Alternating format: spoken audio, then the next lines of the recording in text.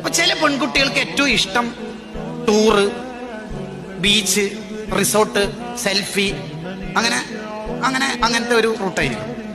ചില പെൺകുട്ടികൾക്ക് അതൊന്നും ആയിരിക്കില്ല ആഗ്രഹം. അഥവാ ഭാര്യമാരെ കുറിച്ചാണ് പറയണത്. ഓർണമെന്റ്സ്, ആഭരണങ്ങൾ, പുതിയ വസ്ത്രം, അങ്ങനെയായിരിക്കും. ചില പെൺകുട്ടികൾക്ക് അതൊന്നും ആയിരിക്കില്ല ആഗ്രഹം. ഒരു തരം വേറെ vanilla, strawberry, mango, butter scotch, Snickers, Galaxy, Bounty, chocolate ഐറ്റംസിനോടായിരിക്കും. എന്നാൽ അത് വാങ്ങിക്കൊടുക്കുക. ചില പെണ്ണുങ്ങൾക്ക് അതൊന്നും ആയിരിക്കില്ല. സീറോ ബൾബ്, ഐ ലവ് യുന്റെ സീറോ ബൾബ്, ചുമരിന് ഐ ലവ് യു എന്ന് എഴുതുക, അത് കാലിഗ്രഫി വരക്കുക, ഇങ്ങനത്തെ പിരാന്തായിരിക്കും. അങ്ങനെ ആയിരിക്കും. എന്നവർക്ക് അതിന്റെ പേന വാങ്ങിക്കൊടുക്കുക. എല്ലാ പെണ്ണും ഒരേ റൂട്ടായിരിക്കൂല, എല്ലാ ആണും ഒരേ മദ്ഹബായിരിക്കൂല.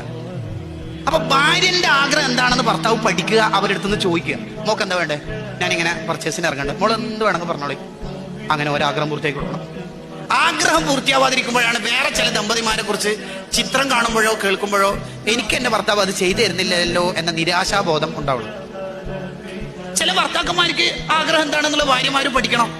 എല്ലാ ഡ്രസ്സും ശരിക്കെടുത്തു വെക്കുക, അങ്ങനെയായിരിക്കും ഒരു ആഗ്രഹം ഉണ്ടാവുക.